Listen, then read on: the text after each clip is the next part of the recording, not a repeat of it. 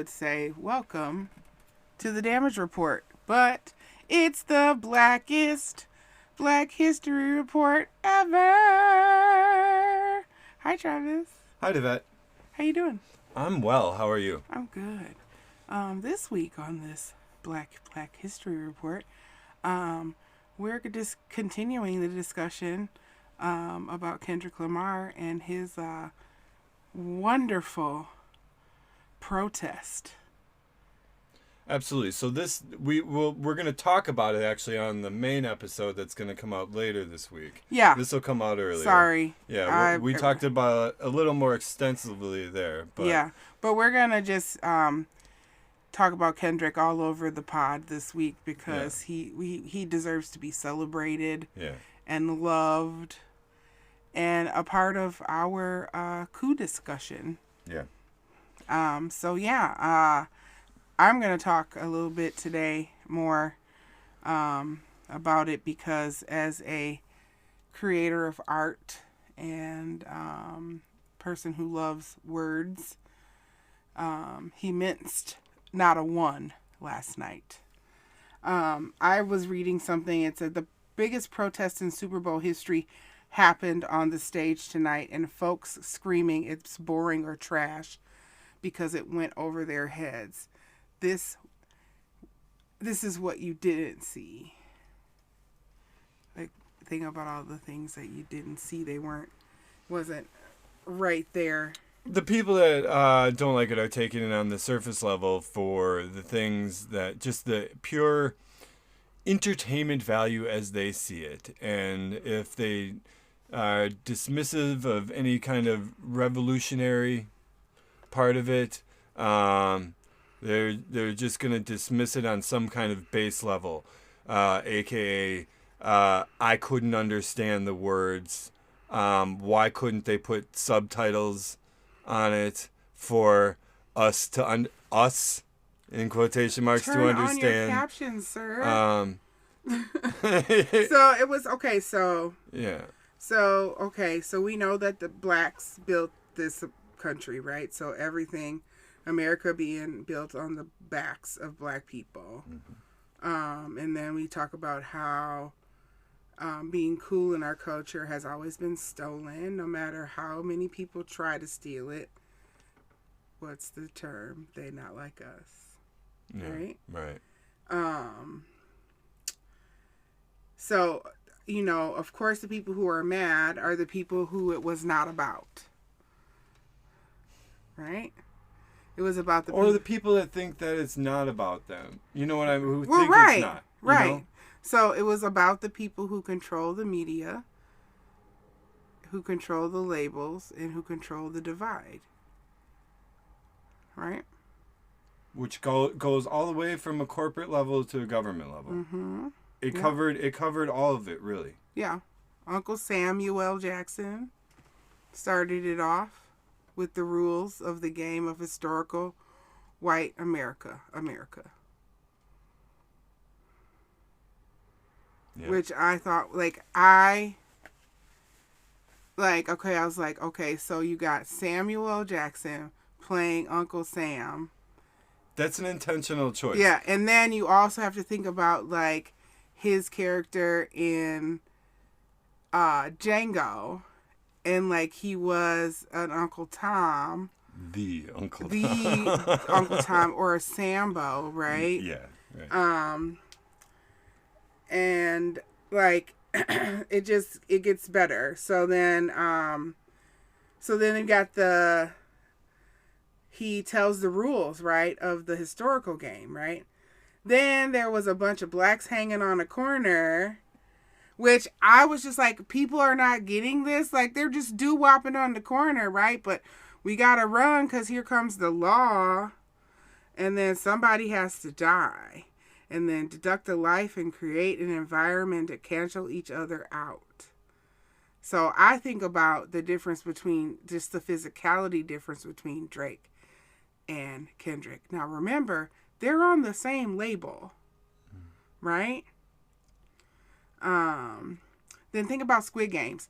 So I think the Nintendo and then the Squid Game references PlayStation and the Squid Game references were very intentional because, yes, some of us understand both because we've played Nintendo or PlayStation, but we also understand why Squid Games uses those shapes because they're games when we played when we were young, right? Which was the PlayStation, right? Because the new school PlayStation, does it even have those buttons anymore? Yes, it does. It does? Okay.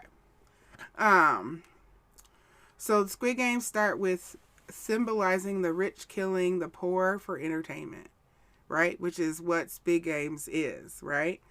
And then, so imagine rappers beefing and killing and the media benefiting from their deaths, which is like rap culture in its finest, because you can think back to like what's going on with Puffy, what's going on with them saying now that he killed Tupac and he killed Biggie, because Suge has always said he didn't have nothing to do with either of them. Which why Suge got any reason to lie? He in prison for the rest of his life anyway. And you have to always look at who benefited the most from them two dying. It wasn't Suge. It was not Suge. Suge was good, right? He was over here death rowing it up. So hey, what? Okay, we can. Hey, Blackest Black History show. Talk about what we want. One of the things that I love was how he juxtaposed him and SZA to Drake and Sexy Red. Now, I'm getting it Sexy Red too. Like, I'm all with the gorillas and all that too. I love that part of the culture where you can have that juxtaposition because, yes, we can be black women can be whoever they want. But please stop trying to weaponize it, right? But that's to taint. He wants to taint the culture that empowers him, right? Because Aubrey is Canadian. His name is Aubrey Graham. He was on Degrassi. He sued the producers of Degrassi to get him out of the wheelchair. I don't know how somebody I know how people get out of wheelchairs, but you sued for that? Aubrey? Okay? Just the red, white, and blue flag and all the things that it just represented, the split flag, the denial of like just the country being split, all of the black men up there, the yard, and like you could see the prison yard, all of that. The Serena being up there dancing, like just the cameo we didn't know we needed it until we had it. And she was dancing her little butt off. Oh my God. Again, talking about SZA being out there. Yep. And just her singing, just her voice, that's all we needed. She was dressed just like the rest of the dancers. You wouldn't even known it was her. And she might have been out there the whole time. Mm-hmm. And we wouldn't even have known until she started singing. Mm-hmm. And then we would probably talk about this every time we talk about it, but thank you, cameraman, for getting up in his face when he said, Drake, the audience not dumb, right? And then he didn't even need to say the word because the audience is going to say it every time. And we get the little A on his chain. And as soon as I figured out it was a little A, I was like, oh, you controlled the whole time he's out there. Mm. Ain't you tired? Mm. And then just telling us to turn TV off. I mean, I watch TV, but it's off sometimes. You have to turn it off sometimes. And then just the Malcolm X reference, which I didn't even think about it because he just like the misinformation and like the media is being used to divide us. Travis brought up a point, and I think it was last week, where he's like, I watch Fox News. I'm glad that Travis does it because I can't, because I'll probably end up breaking my television because I can't listen to them tell lies or the way that they spin it. But I'm glad that Travis does, because then we have that sort of in the mix and when he's talking. And no, he doesn't believe it. He doesn't, subscribe to it, but it helps him formulate how he's going to discuss things in this space. So we're not just going in and, believing everything that so-called liberal media tells us, because I am wear my heart on my sleeve, and I am a very liberal-minded thinking person, but I don't believe everything they say. Like, Travis knows I spend hours and hours and hours doing this, thinking over things, and he might not necessarily agree with everything I say, but this is coming from understanding and loving lyricists like Kendrick, listening to punk, listening to hell country, whatever, because those are storytellers too, and they are listening to the outer world, right? But Kendrick, Boots Down, You Get All the Flowers, just if you're tired, this thing had everything. And I'm looking at my Facebook friends. Please don't let me see you saying it's boring. Please don't let me saying you weren't entertained, because then that just means that somewhere along the lines you lost your critical thinking skills, and we need to have a conversation. I think I'm gonna watch it again when I get home. Also remember, this man has now won a Pulitzer. You know who else won a Pulitzer? Mark Twain. Toni Morrison. I didn't mean to use Mark Twain, but he just popped in my head. I just keep thinking, a Pulitzer is no joke. Highest honor. Huh? Highest it's honor. One of the highest literary honors. Yeah. I mean, next to a Peabody. Mm-hmm. He won 5 Grammys on a diss track. And we all know it's a diss track. But it's also a commentary on how people, on colorism, on the fact that he, it's just gross, okay? He shouldn't have to go and perform this song on TV and this to prove a point. And also, somebody said he is the Spike Lee of the music game, and I wholeheartedly agree. And I'm just happy that he is getting his flowers now, and Spike Lee had to wait to get his flowers when he was, on the other side of getting the greatest hits albums. Mm-hmm. And all of this came from Kamara Williams. I want to give her flowers for getting all of that together, because I started writing my own stuff, and one thing I am not is a person to do that. It takes me a while to get words like that together, but I want to give her flowers for bringing all of the wonderful words together to talk about probably the best in the past 10 years Super Bowl performance that was meant to raise awareness, and it was one of the right time. Everything that was done on that Super Bowl, that was music-wise, that was performance. Even the Philadelphia Eagles, the way they just mollywopped the Kansas City Chiefs and sent their asses back to Missouri with their tails between their legs. Take your white boy Southern butts back. I mean, I know there's black people who play on that team, but I just keep stupid Travis Kelce's face. His brother's team just whopped. I mean, he's a good football player. There's no denying he's a good football player. And he has a wonderful girlfriend. I'm a big Taylor Swift fan. We can talk about her combustible plane access or whatever. He don't use... we're not even going to get into that because I can't. But everything about that was purposeful. You can tell that Beyonce's... Mrs. Beyonce put time and effort in putting that together. Mm-hmm. I don't know how much he had in say in what actually happened, But he did a very good job of curating that. Yeah, that's his whole game. That's Rock Nation. That's his whole thing. That's what he does, is put that together. Yeah. And so thank you, Mrs. Beyonce Knowles, for that. And I'm very proud to be a Black American, where they give me the assimilation that I'm free. Watching it for me.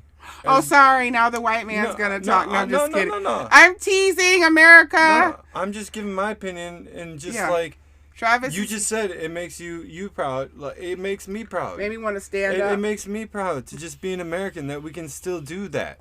You know what I mean? My favorite part was, the reference to Gil Scott-Heron, and the revolution's about to be televised.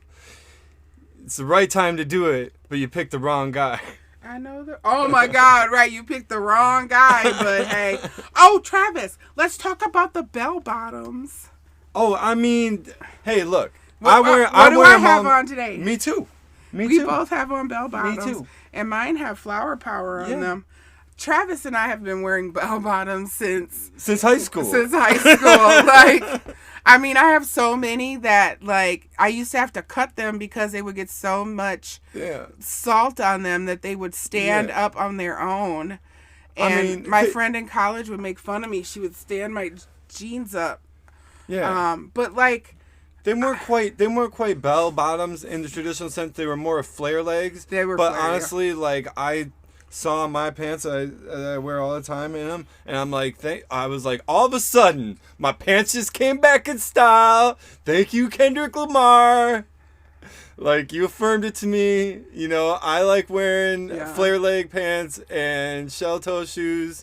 And you know what, though? It's always been about making your own style and feeling comfortable in your own body, in your own clothes. And that's the way I've always felt. And when he showed up to the Super Bowl dressed like that, he almost had on a Canadian tuxedo again, but he did that one already. He's not gonna do it again. He did it. He made that statement. Yeah, he had on a leather jacket. Yeah. But like, I just was like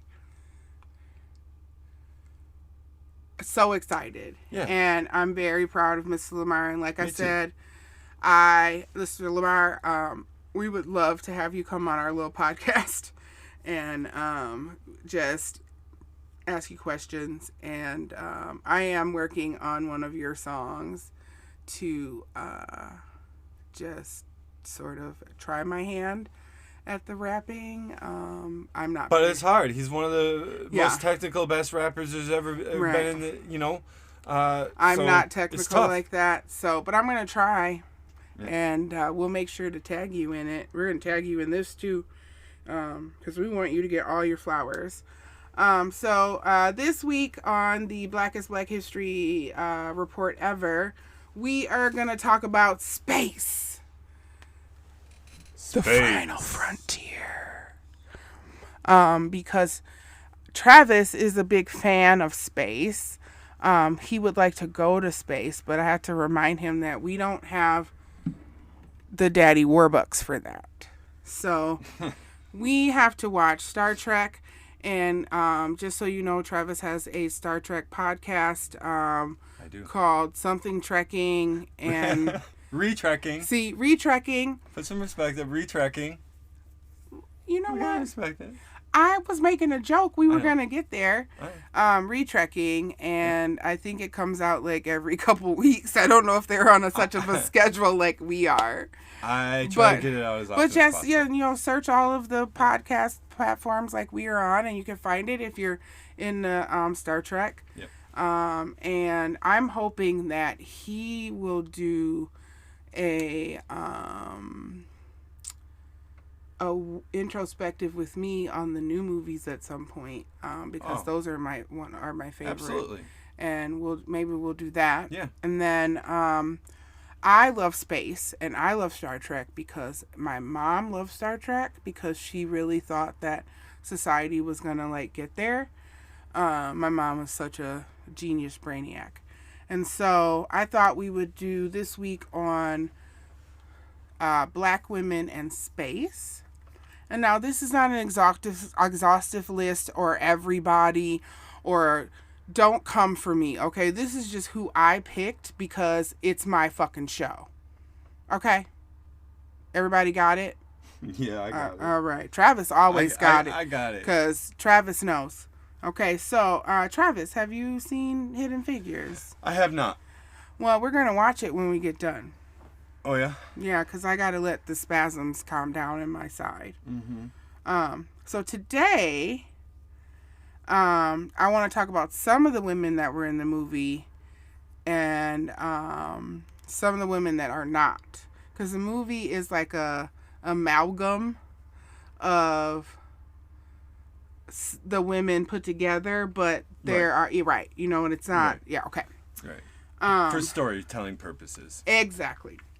So black women played a vital role in NASA's success. Of course we did. Because where are we? Everywhere. And they worked as mathematicians, computer programmers, and engineers. Their work was critical to the space race and helped send the first American astronauts into space. So, what ways might you think we were used? 1. Human computers. I lived with a human computer, and really, yeah, my mom. She was just a human computer. Yeah. And I'm checking my blood sugar because I'm feeling like, ugh. Yeah. But it's pretty good. Okay. It's still pretty good. So NASA hired African American women as human computers to perform complex calculations. These women worked at Langley Research Center in Hampton, Virginia. We all know where Langley is. Mm-hmm. That's where they make you become the FBI agents now. There were limited opportunities because women face barriers because of racial discrimination.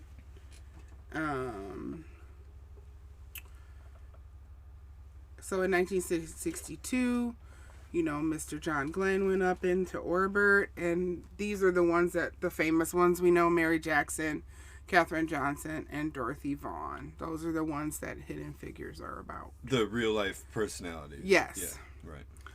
There's another notable name. Her name is Patricia Cowings, and she was a research psychologist who studied the biological and psychological problems experienced by astronauts in space, because I guess it makes you kind of go a little crazy sometimes. Yeah, right. Isolation. Yep.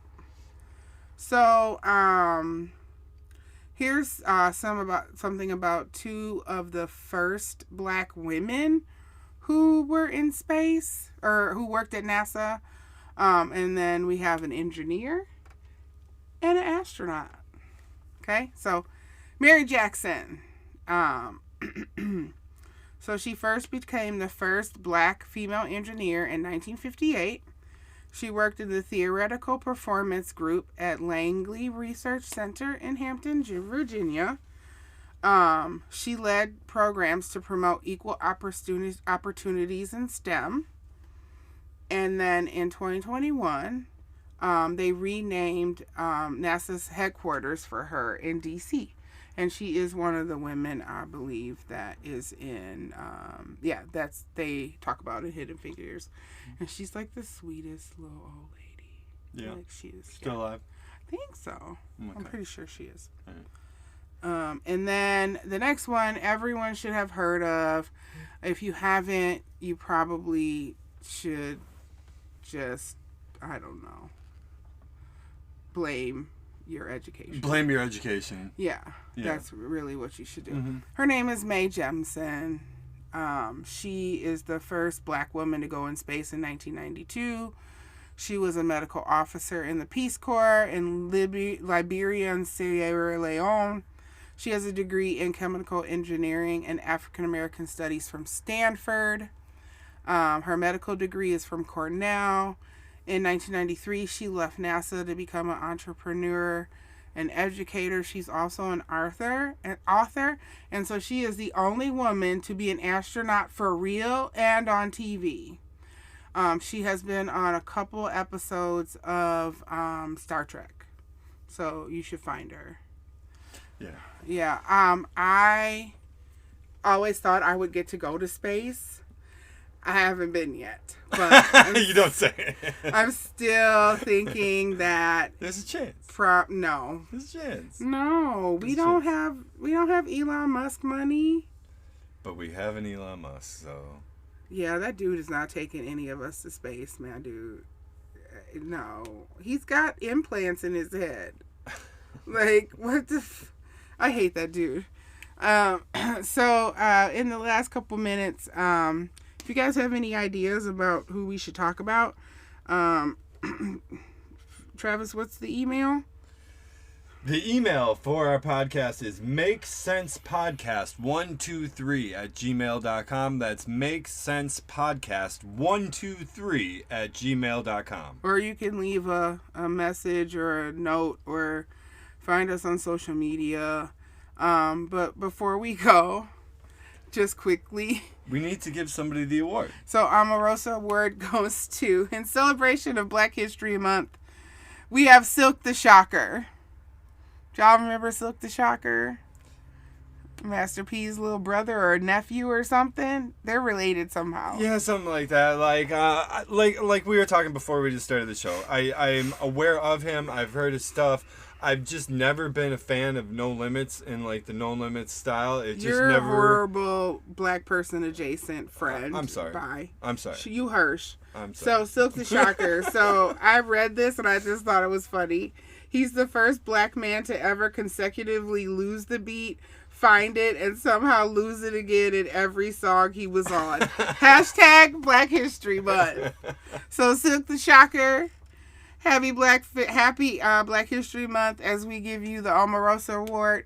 Please let us know what reality show you'll be scheduling your apology tour on, and we will gladly promote it here on the Make It Make Sense podcast. Sure. Because here we support people trying to get their dignity and respect back, Sure. in appropriate ways, and we support people going on reality TV shows to do that. Sure. Travis has nothing to say but sure, because it's Black History Month and he is white.